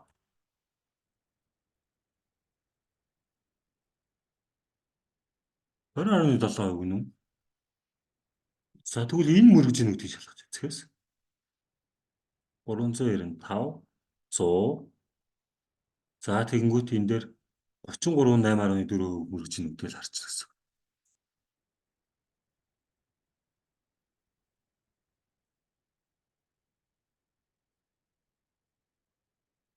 Энэ мөргөж байгаа юм шүү дээ. 8.1. Энэ айгуу гоё амархан манайха бодлого юм биш үү? Нэ би сая хараа хамгийн эхлээд энэ хоёрыг шалгасан. 395 бол нийт 100% баг гэж үзье. Энэ дээрээ пропорц хааж үзье. Энэ дээр 10% 8.4% байх хэрэгтэй гэдгээсээ би шууд 10 нь 8.4% байх хэрэгтэй гэж шалгаад шууд 10-ыг нь 8.4 гарч ийн гэдгийг шалгасан чинь 253 гарцсан. Энээс бод эхнийхээс бодсон чинь. Тэгээд дараагийн шалгах гэсэн чинь дараах нь яг адилхан байсан. Эний хараа адилхан 395 хэрнээ 18.4% гээд энэ дээр хараа адилхан хөв өгсөн биш. Тэгвэл энэ хоёр хоёулаа алдаатай гээд энэ хоёр шууд энэ дээр шалгагдчихсан байгаа байхгүй. Тэгээд дараагийн шалгаж үзсэн. Дараагийн шалгаж үзэхэд муу адилхаараа 395 100% болоо. Энд хараа 82 нь 8.4% байх хэрэгтэй гэж үзэх юм шиг. Тэгээд 82-ыг шалгаад үзсэн чинь 20.7-г 8.4% хүрэхгүй шүү дээ. Тэгсэн чинь дараагийн талаараа 33 гээд энэ дээр шалгагдаад хараад ирчих шүү дээ. 8.4 адилхан 395. Адилхан 20 бүгд 22 он дээр харцсан яараа. Ингээд амархан бодогдчих шүү дээ. Энэ дээр бол та бүхэн ер нь бол бүр нэг үслэн бодож цаг алдах шаардлага байхгүй юм шиг. Газ эхнээс нь шалгаад ингээд санийх шиг ингээд хөвөө явуулахаар энэ дээр бол цаг алхаагүй юм байна. Энэ гэсэн энийг юудаг бол бас илүү үйлдэлч зүгээр бас бодлогын өгөгдөл нь зүв байна уу гэдгийг шалгахын тулд зүгээр багш нь хувьдаа шалгасан шүү. Энэ бол илүү үйлдэл. Зүгээр та бүхэн угаасаа юугаа уншсан, графика уншсан байна. За тэгэнгүүт шууд шалгаад явчихна. Эхнээс нь шууд. Тэгэнгүүт шууд хариу маань шууд автоматар шууд гараад ирэх юм биш. Ийм бодлого байсан байх шүү. За өөр яаж юм манайхаа? Өөр ямар төрлийн бодлого байж бол санийх шиг ингээ асуугаарай. Нэг ийм бодлогууд ингээ нэг эргэлзээд байна, хэцүү байна гэсэн. Багш нь ингээ дор нь болж өгвөл чадлаараа хамгийн урднаараа та бүхэн яг асуусан бодлогуудыг ч олж ирж байгаа та бүхэн тайлбарлаад өгөөд байвал биднэрт ашигтай. Бусдаар бол ингээл миний зүгээс ингээл бодлого ороод ирээд идэг зарим хүмүүст бол эн чинь мэддэг ойлгомжтой энгийн бодлого байдаг. Зарим хүмүүс нь болохоор багахан юм дээр эргэлздэг бодлого байдаг. Зарим нь болохоор ингээд ойлгохгүй үлдчихдэг ингээд тийм асуудлууд гардаг учраас та бүхэн асуух юм бол илүү найдвартай, илүү үр дүнтэй сургалт болно шүү. Хичээл болно шүү өнөөдрийн хичээл. Саяных бол одоо хэдүүлээ сүүлийн хэдэн нэг 3-4 бодлогод бол нэлээ үр дүнтэй бодлогод бол гараад ирж шít. Яг ингээд эргэлзсэн бодлогоодаа нэг ингэцэг бодлого байдаг, ийм бодлого байна гэсэн асуусан бодлогууд нь тэр нь тайлбар авцсан учраас илүү та бүхэнд илүү сайн ашигтай гэсэн. За өөр ямар төрлийн бодлого байж болох вэ? За би энэ дээр нэг иймэрхүү төрлийн бодлого байвал ингэж бодно гэх нэг юм тайлбарлаж өгч энийг тайлбарлаж та бүхэн тэр оронд бас сонсонгоо бас юун дараа бас системээр давхар орсон ч болно эсвэл ингээд шалгаад бас үзсэн ч болно шүү. За би энэ дээр нэг тайлбар өгч байгаа. Нэгээс 100 хүртэлх тоо тийм ээ. Энэ тооны нийлбэрийг ол гэдэг юм бодлого байвал яах вэ гэдэг дээр явна. За тэгэх юм бол ингээд нэгээс ингээд 100 хүртэлх тоо гэдэг чинь ингээд нэг дээр нэмэх нь 2 нэмэх нь 3 ингээд ингээд явж байгаа. 97 98 за энд шууд 98 99 100 гэж шууд 3 бодлол тоол авчий. 100 гэд ингээ авчих. Энийн нийлбэрийг олох чинь гэсэн. За тэгэнгүүт хараа тогтмол энэ дараалсан хоёр тоонуудаар байгаа энэ тоонуудын захын хоёр тооны нийлбэрүүд ингээ хоорондоо бүгд ингээ тэнцвэх хэвээр. За энэ хоёр тооны нийлбэр 100-ыг гарчээ. Хоёр дээр 99-ийг нэмлээ бас 100-ыг гарна. 98 дээр 3-ыг нэмлээ 100-ыг гарна гэх мэтлэнгээр. За тэгэнгүүт нэгээс 100 хүртэл 100 тоо байгаад энэ хосгосоор нь буюу 2 хуваах юм бол 50 хос тоо олдно гэсэн үг. 2-2-оор нэмэгдсэн 50 хос тоо байна гэсэн үг. Тэгэнгүүт 50 хос тоонд бүгд 100-1 гарч байгаа нийлбэр нь. Тэгээ үржүүлчингүүд гарч байгаа нэг юм бодлого байгаа. Та бүхэн угаасаа бодоод үзсэн байгаа хаа да баг. Нэг ийм бодлого бас дунд нь явж исэн та. Тийм үлээ. Өчтөр 100 тогтолтой тооныг нэг өснөгтөнд хийцнийг тоонууд байгаа шүү дээ. За тэгээ. За би нэг 101 талтай тоо олж ирж байгааг бодчихъя л да. Жишээ нь одоо 100 тогтолцоонд бүх өгдлүүдийнх нь өснөгтөнд тоонуудын өгөгдсөн. Тэгэнгүүтээ ганцхан өснөгтийн тоо нь олгодоогүй ч юм уу. Тэгээ A, B, C гэсэн хариулттай нэг бодлого байгаа даа. Тийм зүйл тогтол байсан юм уу? За яана ядаж нэг хуулна. Би нөгөө гурав чатаар зургийн дараа явуулах гэсэн чинь болохгүй л явахгүй л шүү. Танаа хичээлүү. Юу ачих? Та нөгөө нэг бямсүр менежертэйгээ тусдаа групп чаттай байстэй Facebook ч юм уу? Тийм байгаа. Тэрлүүгээ явуулаад явуулчих. Тэгээ би бямсүр менежерээс аваад шууд гаргаад ирье. За тий. Тэрлүүгээ одоо шууд зургийн дараа явуулчих. Бараг таамаглаа тань энэ 42 дугаар бодлого хад номон дээр байгаа орхигдсон үсэг ба тав болоорой гэд 2G 6 асуултын тэмдэг А4 ёо асуултын тэмдэг гэд Тийм үү 42-оо тий логик юм уу те логик дотор байгаа юу? логик дотор тий. За би одоо холоотох хийх чи. логикийн 42 дээр байна. За. Энэ хавцаал байгаа болов. Асуултын та одоо уншаад өгдөө. Орхигдсон үсэг ба тоог олоорой. Асуулт нь одох 2G 6 асуултын тэмдэг А4 ёо асуултын тэмдэг байгаа. За манай нөгөө сурагчч маань энэ миний таамаглаад байгаа мөн байна уу биш үү хэлээд өгөөчхөө. Биш 100 тогтлыг ажиглан тохирох хариуг олоорой гэдэг ингээд одоо жишээ айлгуурын тоогоор бол тооны бүтэц олдог шиг ийм хөснөгтөнтэй байгаад байгаа байхгүй юу. Тэгэнгүүтээ хариултууд нь A, B, C гэдэг ингээд тоогоор өгөгдсөн. Тэгээ ганцхан хөснөгтөнд л тэр тоог олно. Нэг тийм байгаад байгаа. Тийм бодлого байгаад байгаа шүү. Би нэг системд орж байгаа ном байхгүй болохоор тэдгээр хуудсаж хэлж чадахгүй байна л да. Тоо ямар тоо юм? Систем дотор чинь дугаартай байгаа шүү. Систем нь хэд дугаартай байна? Даалгаврын дугаар нь. Даалгавар гэчээд ард нь нэг тоо байгаа шүү оронтой.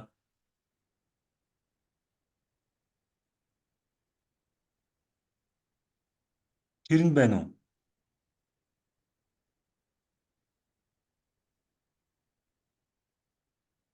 Бүгд шууд яг дугаараар нь шууд оллоо.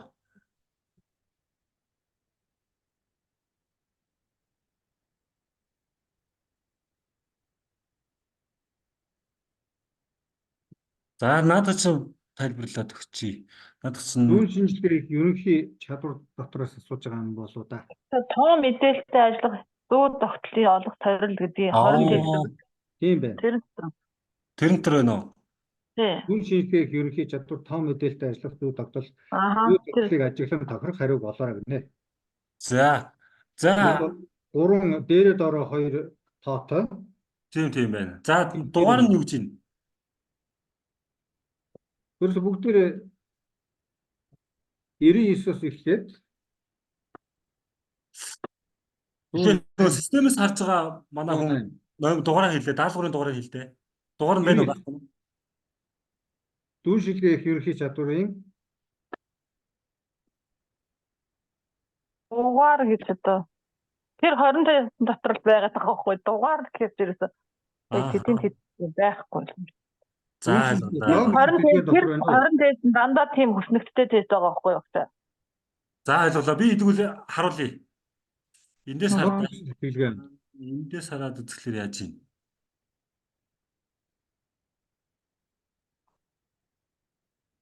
За энэ мөн үү? Мөн үү? Муу багшаа гэхдээ наадах чинь бол за наадах чинь байж болох дахиад гүйлгдэх багшаа ийм оодно. Энд байна. Энд байна. Та багш бүр 20 хэд рүү н ордоо тестийнхаа наад 20 дундуур нь ч юм уу. За За наадах чинь багшаа. энэ юм уу те? Ааха миний хол асууад байгаа. За ойлголоо. За энийг би та бүхэнд харуулад бодоод үзье. Энэ гайгүй ер нь гайгүй.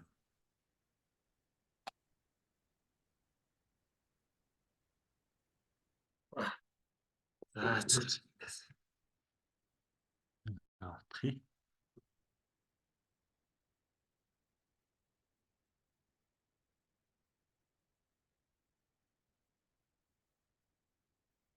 Зя адас ширээ. Онцлоо шүү дээ.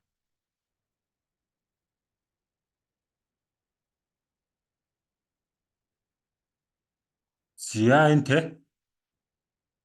За энэ хараа зөвхөн ажиглая гэж юм. За ажиглангуудаа иймэрхүү зүйлүүд бас нэлээд байгаа. Гэхдээ энд бол гайгүй ер нь бол за энэ зүй тогтлууд иймэрхүү төрлийн зүй тогтол байх юм бол хэвшлэн ийм зүй тогтлууд байдаг хараа. Одоо шиг юм бол одоо энэ дээр эхлээд хамгийн энгийнээс нь эхлэе. Хамгийн бага 2 тооны нийлбэрийг нь эсвэл үржүрийг нь их тоон дээр нь авчих гээд үздэг эхлээд. Даашин 4-4-3-7-11 дээр төгөхгүй. За тэгвэл 4-3-12 гээд 11 гээд даваа явчихжин гэх мэтлэнгээр ингээд шалгаж үздэг эхлээд. За үүний дараагаар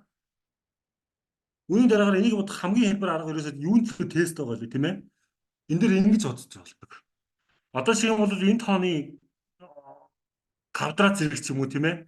2-оор үржүүлсэн үржүүр, 3-оор үржүүлсэн үржүүр ч юм уу эсвэл ямар нэгэн тоогоор үржүүлдэг нэг тийм. Ер нь бол зүй тогтол хэлээд байгаа шүү дээ. Энгийнээр нэг ихлээд шийдээд нэг асуугаад хараад үзчихнэ. Хэрвээ тэгээд шийдэгдээд болохгүй байх юм бол тухайн тэр нөгөө зүй тогтлоо юу яадаг? Одоо 2 болон түүнээс дээш үйлдэл байна уу гэдгийг шалгаж үздэг гэсэн. Нэмэх, хасах, үржих, хуваах гэсэн 4 арифметик үйлдэлээрээ. За тэгвэл одоо энэ дээр бол би эхлээд квадрат зэрэг төвшүүлж үзмээр санагдлаа. За квадрат зэрэг төвшүүллээ 4-4 16. 16-аас 3-ыг аслаа болдгоо. За тэгвэл боллоо. Тэгвэл энэ дээр квадрат зэрэг төвшүүлээд үзье. 3-3 9 энийг нэмлээ 13 бас болохгүй байна. За тэгвэл квадрат зэрэг биш гэсэн үг. Тэгвэл энэ дээр арай ондоо харах ашиглаад үзье. Энэ дээр хасглаар яаж юм?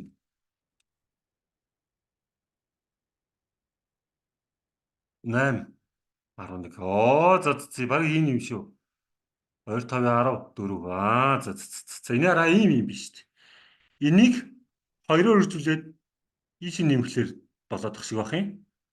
Энийг 2-оор үржүүлээд ийш нэмэл болоодох шиг байна. Ер нь бол тийшээ те 2 үйлдэл гэдгээ сайн санаарай. 2 үйлдэл. 2 үйлдэл гэж байгаа хараа. Энийг ямар нэгэн тоогоор би үржүүлээд ш хараа. Нэг үйлдэл нь дэнгүүд ийш нэмж чинь. Энэ 2 дахь үйлдэл. Ингээд ер нь бол энд зүй тогтол олж байгаа иймэрхүү төрлийн бодлогуудыг бол боолж тэгвэл та бүхэн эхлээд энгийнээс нь үзээд тэгээ болохгүй байх юм бол төрөл бүрээр үзээдэй. Үйлдэл хийгээд үзээдэй гэсэн. Одоо тэгвэл яах вэ гэхээр энийг нэг тоогоор үржүүлээд энэ дээр нэмэхэд энэ гаргадаг тоо хариунаас нь харин гэсэн. 2 6 12 12 дээр 5 нэмлээ 22 гарахгүй. 2 7 14 14 дээр 5 нэмлээ 19 гарна энэ гарахгүй нэ. 2 6 12 5 нэмлээ 17. За энийг шалгачих. 2 9 18 5 нэмлээ болохгүй. Тэгээ ингээ гар тавьчих юм шүү дээ. Уртлын энэ нүдний тийм ээ. Одоо шиг ийм гурвалжин байгаа. Энийг энэ хариуг 2-оор үржүүлээд гарсан хариуг энэ дээр нэмжин. Ийм үйлдэл байна шүү. Энэ дээр А, Б, С гэдэг үсэг байвал тийм ээ. Тэгэхэд хариу нь энэ гарч ийн гэсэн. С гарч ийн гэсэн. Ийм зүйл тогтол байна шүү. За нэг энтэй дахиад хүү ахыг ийг үзэх үү?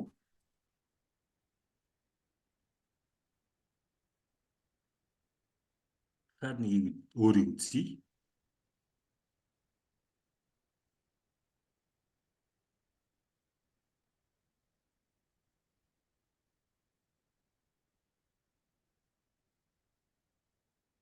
Яахад нэгийг үзлээ энэ дээр.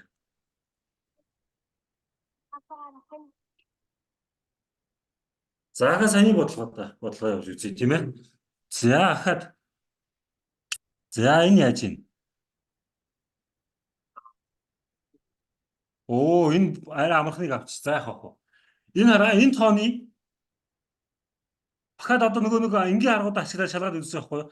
3-ыг 2-оор үржүүлээд 6 яагаад нэмээд үржил болохгүй юм чи нэмээд яагаад ч болохгүй угаасаа. Тэгэнгүүт энийг хараа. Би шууд квадрат зэрэгшүүлсэн. Тэгэнгүүт 3-ын квадрат чинь 9. Квадрат зэрэгшүүлэнгүүт. Тэгэнгүүтээ 9-ийг шууд дээдлийн тоогоор үржүүлж. Квадрат зэрэг дэвшсэн тоогоо гарсаар үг нь оройн тоогоор үржүүлж байна. Эхний 18 гарч байгааз 2-оор үржүүлээд. За дараагийн шалгачих. Дараах нь мэдээж 9-ийг оройн тоо буюу 4-оор үржүүллээ. 4-өөс нь 36. Баруун зүүн тоод гарч шин шүү. За тэгвэл шалгаад үзье одоо ихнээс нь. За энийг дороос нь шалгана бүгдийг шалгаж үзэхэд бол. 3 квадрат 9 6-аас нь 54 гарна. 6 36. Дахиад 6 үржүүлэхээр гарахгүй. Ингээ гарахгүй. За тэгээд энэ дээр шууд хариу. Зүүн доотлын үзүүрийн тоог квадрат жишүүлээд дээдлийн тоогоор үржүүлж байна. Адилхан 2 удаа үржих хийж байгаа ч гэсэндээ бас л 2 үйлдэл орж ирж байна гэсэн үг. Энэ дээр бол. Ийм хөдөлгөөний бодлого ороод ирэх юм бол та бүхэн шууд 2 төрлийн үйлдэл хийгээд дахин хийгээд үзээдэй гэсэн. Туршаал үзээдэй гэсэн дээр нь. Жохон цаг авдаг гэхдээ амархан төрлийн бодлогодоо ордог шүү энэ. Нөгөө та бүхэн одоо нөгөө нэг тесттэй ажиллаад үзэхдээ цагаа хуваарлаа шүү дээ. Хуваарлахдаа та бүхэнд яаж хуваарлах вэ гэдэг дээр нь түрүүн хэлсэн шүү дээ. Эхлээд хамгийн амархан ирнэ талбайхан хийгчих болгоодаа түгээд газ номерлоо дугаарлаад хийгээд алгасаалгаслаад явчихна. Тэгсний дараагаар нь бодож чадах хэрнээ хугацаа ордог бодлого. Энэ нөгөө 2 дахь хэрэг дараад нь 2 дахь удаад нь үзэх бодлого, нөх бодлого нь гэсэн таадны. Бодож чадна. Тэгтээ хугацаа орно гэдэг дээр. За тэгэнгүүтээ бүр өстой үнхээр санахгүй байгаа, үнхээр чадахгүй өстой эвгүй харагдаж байгаа ч юм уу, бодож чадахгүй байгаа ч юм уу, тиймэрхүү төрлийн бодлого байвал тэр 3 дахь юм. Тэгтээ тэрийг сайн уншаад үзэх юм бол бас хэлбэрхэн бодлогод өгөгдөл дотор мотроос нь бас хэлбэрхэн юм байдаг шүү. Тэрийг бас сайн та бүхэн анхаараарай.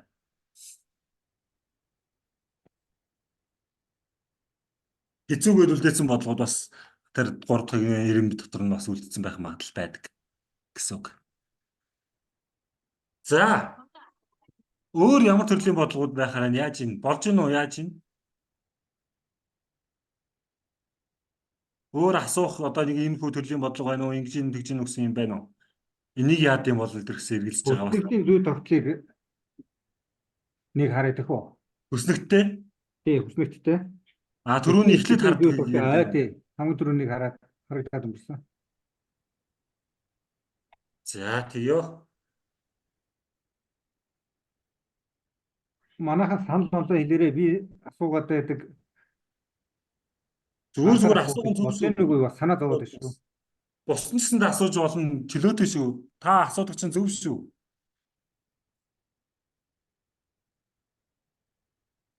За энэ дээр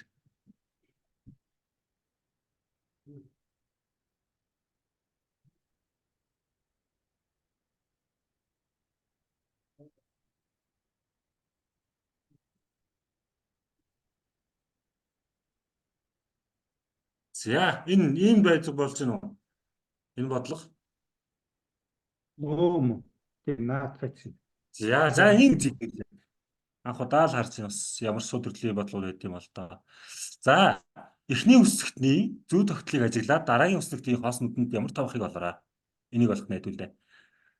За харъя. Мм. Эхлээд одоо яг голдоо ямар их тоо байгаа юм чинь бүгдийг нэмээд үзье. Ингээд 6, 10, 11, 15, 18. Өө, ийм л бодлого болсон шүү. Зүгээр нийлбэр нь голдоо байна шүү. Ганцхан үйлдэлтэй гэсэн үг. Захын тооны нийлбэр л голдоо байна гэсэн. Шалгаад үзчихье. 4 4 2-ын нэмлээ 6, 7, 8, 9, 5-ын нэмлээ ингээд нэг нэмлээ 15. Нэг нэмлээ. Энэ зүгээр захын тоонуудын нийлбэр нь голдоо байна. Энэ бол зүгээр энгийн бүр энгийн бодлого байна. За арай ондоныг хад нэг хаад дээ. Миний дараагийнхыг наваад үзчихье.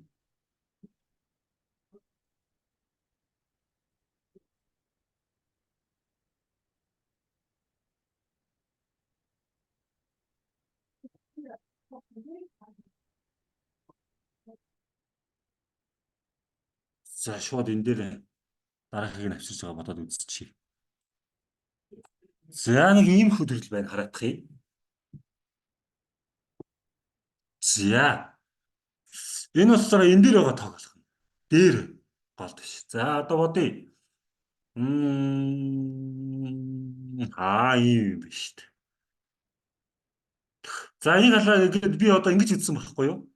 Эхлээд энэ хоёрыг нэмээд ингэж үзсэн чинь болохгүй байсан. Хасаад үзсэн чинь бас болохгүй байсан. Ингээд доороос нь ингээд дэше хассан чинь харин бас болохгүй байсан. Тэгсэн чинь энийг энгээр үзсэн дэше гараад шүү дээ. Нэмсэн чинь болохгүй. Одоо дээрээс нь ихээс нь багнаас болохгүй. Баг дээр нь багыг нэмээд болохгүй. Үржээр бас болохгүй байсан чинь үрдсэн чинь гараад ирсэн яра. 3 2-ын 6, 2 5-ын 10, 6 2-ын 12. Ингээд дээшээгээ үржих үйлдэл биш. Тэгээд энд хариу нэ. За энийг шалгая 2 7 адилхан байх хэрэгтэй тийм ээ 2 7 14. Энийг 10-ыг 2-оор үржүүлээ 20. Тэгвэл 28 нь 16. Ингээ болчих бодлого. За дахиад юу үзэх вэ?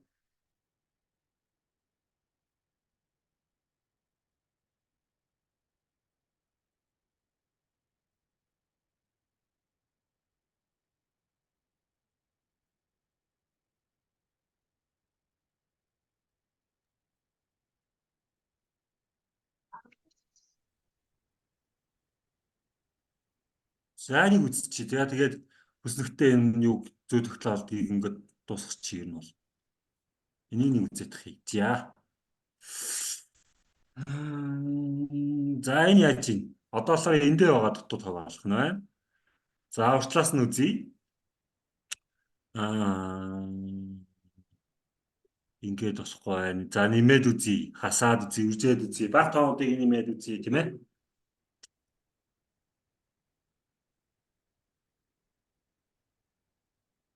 Байна. Урагшаага хасаад үзье. 2 гараад байна. 2 гарч энэ дээр 2 гарч. Тэгээд энэ үтчээ. За болохгүй байна. Ингээд үзье. Оо шал балай. Энэ зүгээр ийм биш. Эннээс эхлээд гараа гэж үзэх юм бол ингээд зүгээр сонгоо тоо зүгээр нар зүг тойруулаад явуулчихъя. Энэ дээр дуусчих. Сонгоо тоо. Тэгвэл энэ текст тоо явах нь шүү. Эндээс эхлээд. Тийм бааз. Ингээд сон текст тоо явах нь шүү. Тэгвэл 16-гийн дараа текст тоо чинь 18. За ийм бас бодлого байна.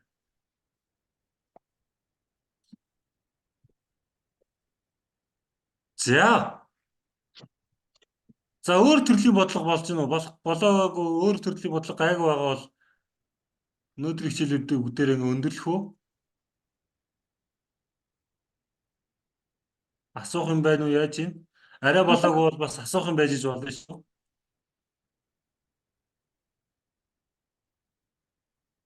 Өөр ямар төрлийн бодлого сонирхож байна вэ? Ямар төрлийн бодлогон дээр бас эргэлзээтэй байна вэ?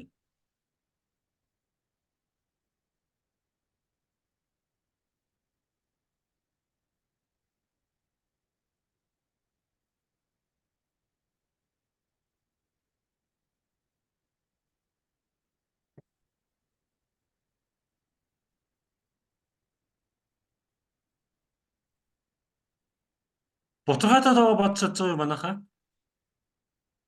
Бутаргааг шилжүүлдэг хоорондоо.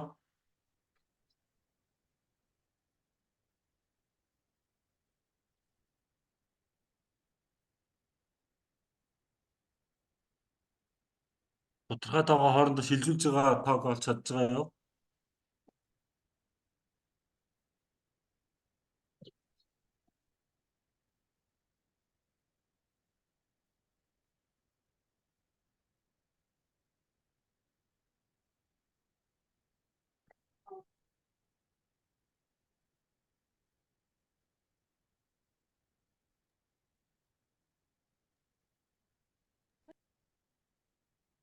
За, ийм бодлогыг бодож чадж байгаа юм манайхаа. Харагдаж байна миний гаргаж ирсэн бодлого.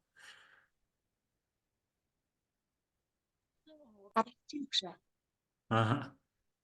Ингээд 5-ны 2 нь хидтэй тэнцүү вэ? Ер нь аль гэсэн ямар бутаргаатай тэнцүү вэ гэдэг. Ийм бодлогыг бодож чадж байгаа юм манайхаа.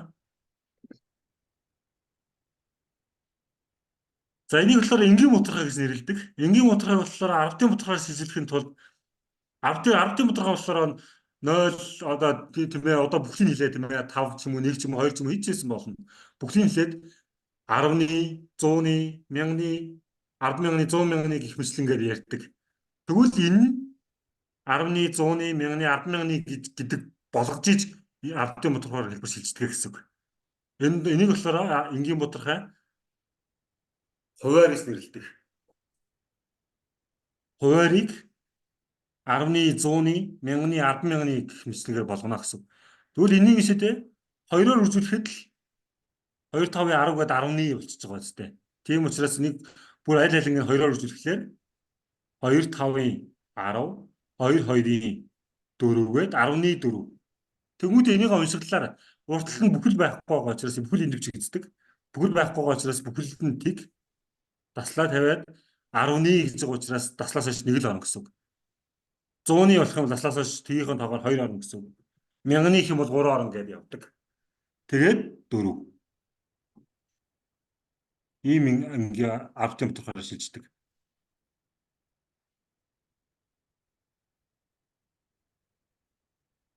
За жишээ нь бол энэ дээр ишээ те 20-3 гэж бай. Энийг төлөө 10-ын бутаргаараа шилжүүлж үзье. За тэгэх юм бол 20-ны гэдгийг болохоор ишээ те 10-ны болох боломжгүй хуваах боломжгүй учраас тийм ээ. Хуваахын тулд адилхан хоёулыг нь адилхан хуваах хэрэгтэй. Энэ дээр бутаргаа гарцах учраас болохгүй.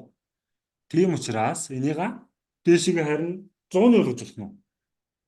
Болохоор 5-аар үзүүлээд 2 5-ын 10 гээд 100 болчихно. Тэгвэл эн чинь 100-ны 3 5 нь 15. За энийгээ бичиж үзлээ. Бүхэл байх учраас тэг таслаа тавилаа 100-ны гэсэн учраас таслаас 2 орно явна гэсэн үг 15 авчихна гэсэн.